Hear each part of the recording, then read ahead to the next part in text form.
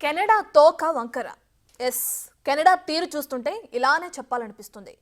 ఒకే విషయాన్ని పదే పదే చెప్తూ దాన్నే నిజమని నమ్మిస్తూ భారత్పై బురద చల్లే ప్రయత్నం చేస్తుంది. దానికిప్పుడు ఆ దేశ మీడియాను వాడుకుంటుంది. ముందు అధికారులు, ఆ తర్వాత మంత్రులు, ఇప్పుడు ఏకంగా మోడీనే టార్గెట్ చేస్తూ కథనాలు వండి వారిస్తుంది. ఇంతకీ ఇప్పుడు కెనడా అలిన కొత్త కథ ఏంటి? దానిపై ఇండియా రియాక్షన్ ఏంటి?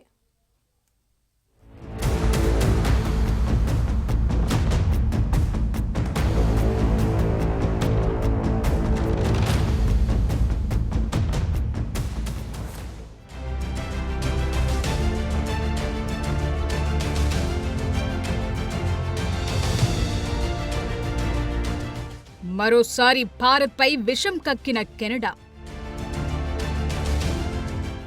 నిజ్జర్ హత్యలో మోదీ ప్రమేయంపై కథనాలు. మోదీకి తెలిసే జరిగిందంటూ కథనాలు. అజిత్ దోవల్, జైశంకర్ పేర్లు కూడా ప్రస్తావన. కెనడా కాస్త తేడా. ఈ స్టేట్మెంట్కు సరిగ్గా సరిపోయే పనులే చేస్తుంటుంది ఈ దేశం. ఖలిస్తానీ ఉగ్రవాది హర్దీప్ సింగ్ నిజ్జర్ హత్య కేసులో భారత్ హస్తముందని నిరూపించేందుకు తీవ్ర ప్రయత్నాలు చేస్తూనే ఉంది. మొదట భారత అధికారులే చేశారంది. ఆ తరువాత భారత ఇంటెలిజెన్స్ వ్యవస్థ ఇన్వాల్వ్మెంట్ ఉందంది. ఆ తరువాత కెనడాలోని భారత దౌత్యాధికారులపై ఆరోపణలు చేసింది.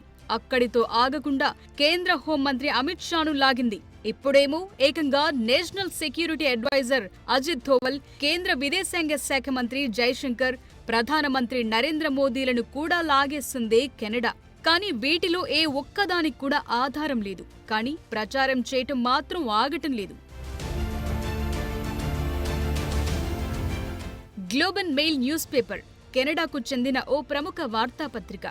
ఈ పేపర్ ఓ కథనం రాసింది.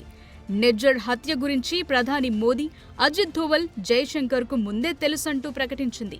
అంతేకాదు, తాము ఏదో ఓ నోటి మాటగా చెప్పటం కాదు, మాకు ఈ విషయాన్ని ఓ కెనడా ఉన్నతాధికారి చెప్పారంటూ ప్రచురించింది.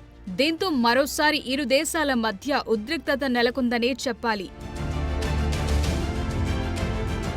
ఇప్పటికే నిజ్జర్ హత్య విషయంలో ఇరు దేశాల మధ్య సంబంధాలు తీవ్రంగా దెబ్బతిన్నాయి. ఇరు దేశాలు తమ దౌత్యాధికారులను సస్పెండ్ చేశాయి.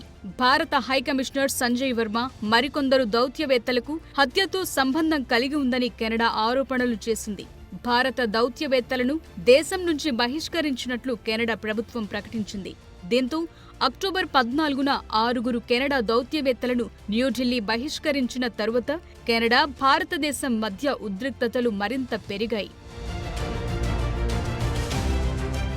పూటకో మాట, రోజుకో చర్య అన్నట్టుగా భారత్కు వ్యతిరేకంగా అడుగులు వేస్తూనే ఉంది కెనడా ప్రభుత్వం. కానీ ఏకంగా భారత ప్రభుత్వాన్ని రెచ్చగొట్టేలా కథనాన్ని ప్రచురించటం మాత్రం సాహసమనే చెప్పాలి. అందుకే భారత ప్రభుత్వం కూడా చాలా తీవ్రంగానే స్పందించింది. నిజానికి ఇలాంటి వార్తా కథనాలపై మేం స్పందించం, కానీ ఇలాంటి హాస్యాస్పద కథనాలను మాత్రం తీవ్రంగా ఖండిస్తున్నామని విదేశాంగ శాఖ గట్టిగానే స్పందించింది. అంతేకాదు, ఇలాంటి కథనాలు ఇరు దేశాల మధ్య సంబంధాలను మరింత దిగజారుస్తాయంటూ తెలిపింది. నిజానికి ఏదైనా మంచి కాజ్ కోసం కెనడా ఇంతలా పోరాటం చేస్తే మంచిదే, కానీ ఓ ఉగ్రవాది కోసం ఇంతలా పోరాడటం చూస్తుంటే కాస్త షాకింగ్ గా అనిపిస్తోంది. భారత్ మోస్ట్ వాంటెడ్ లిస్టులో ఉంది నిజ్జర్ పేరు. అతను ఇండియన్ గవర్నమెంట్ బ్యాన్ చేసిన ఉగ్ర సంస్థ ఖలిస్తాన్ టైగర్ ఫోర్స్ వెనుక సూత్రధారి. పంజాబ్లో హిందూ పూజారి హత్యతో పాటు పలు నేరాలకు సంబంధించి ఢిల్లీ మోస్ట్ వాంటెడ్ టెర్రరిస్టుల లిస్టులో ఉన్నాడు. అతన్ని పట్టుకున్న వారిలో 10 లక్షల రివార్డ్ ఇస్తామని యాంటీ టెర్రర్ ఏజెన్సీ ఎన్ఐఏ ప్రకటించింది. అంతేకాదు, ఇండియా కెనడాకు అందించిన మోస్ట్ వాంటెడ్ ఖలిస్తాన్ టెర్రరిస్టుల లిస్టులో కూడా ఉన్నాడు. అతనిపై 10 లక్షల రూపాయల రివార్డ్ కూడా ఉంది.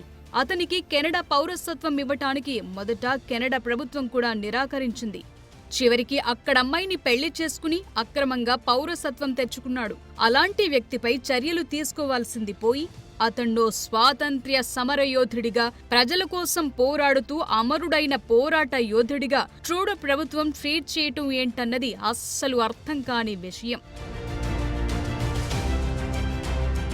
అయితే నిజ్జర్ ఇష్యూను ట్రూడో గవర్నమెంట్ ఇంత సీరియస్ గా తీసుకోవటానికి భారత ప్రభుత్వంపై ఇలా పరోక్ష యుద్ధం ప్రకటించడానికి మరో కారణం కూడా కనిపిస్తోంది.